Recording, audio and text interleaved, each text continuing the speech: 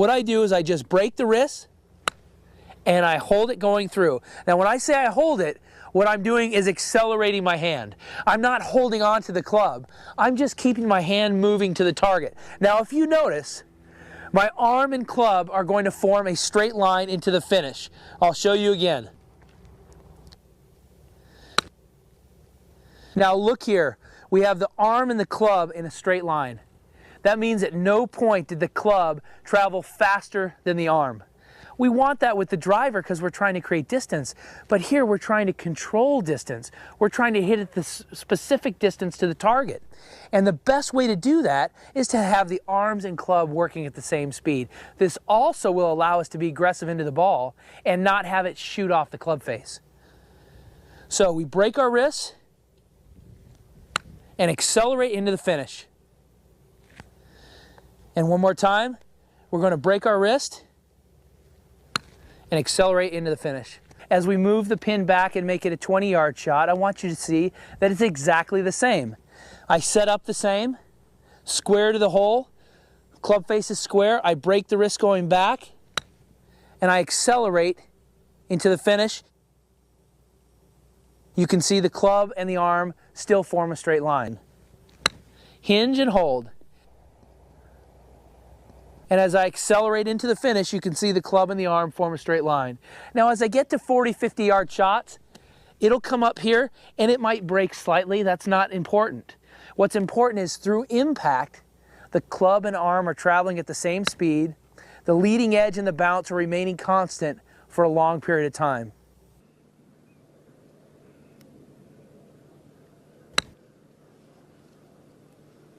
We have a 30-yard shot here. This is where we start to lose our confidence, but we shouldn't. It's just an extension of the hinge and hold, a slightly larger chip. Now, we've already removed one of the variables, just like lag putting. Lag putting, we have backstroke and through, and we keep the through stroke constant as firm as we can. We're using those same principles for this longer chip. We're going to just make a further backstroke using the same acceleration. We don't want to get into this 9 o'clock, 3 o'clock where we have to take the club back so far and ease into it. We're using the hinge and hold method. We're breaking our wrist and accelerating it into the finish. Only our backswing is a little longer than a chip, but a heck of a lot shorter than a full swing. This way I'm able to go into the ball aggressively. I'm going to hit a little chip shot first. I want you to see how similar they are. I break my wrist and I accelerate going through. Everything is the same. I'm going to do the same exact thing. As I accelerated through, my hands and club formed a straight line. This is going to be no different. I'm going to make a further backswing and accelerate into the finish. And you can see the arm and the club are in a straight line. This allows me to go aggressively into the golf ball and not have it shoot off my face. I'm able to control the distance. That's what we're after. We need to be able to get these shots inside our 3-foot circle. This is where we're going to score. This is where we're going to win our championships. It could be a NASA or the club championship, or it could be the Masters. This is where it matters. Now we're at 50 yards. This shot feels so uncomfortable for so many, but once you have the foundation of the hinge and hold method, this shot is just an extension of a chip. We're not doing that much different other than just elongating the chip shot. We're going to break our wrists early. We're going to accelerate into our finish. This isn't even close to a regular swing. We're not taking the club way back and easing into the ball to hit this shot. Heavens no.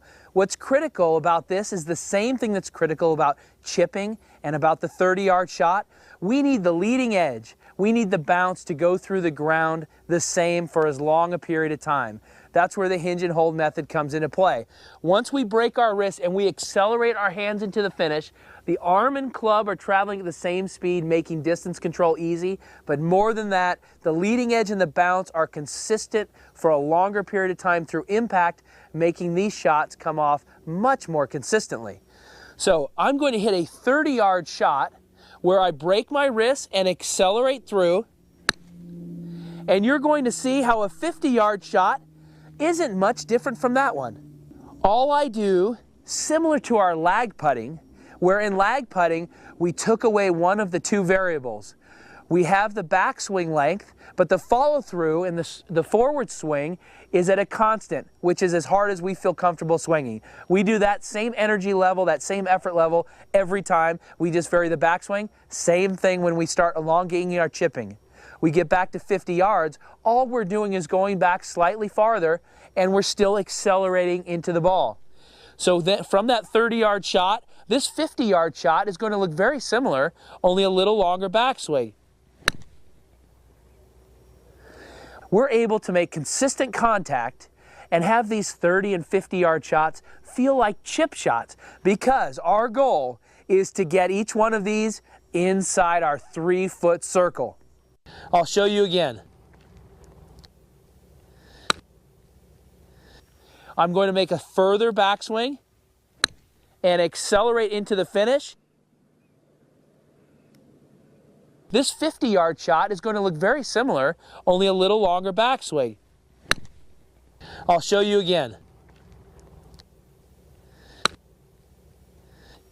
I'm going to make a further backswing and accelerate into the finish. So from that 30-yard shot, this 50-yard shot is going to look very similar, only a little longer backswing.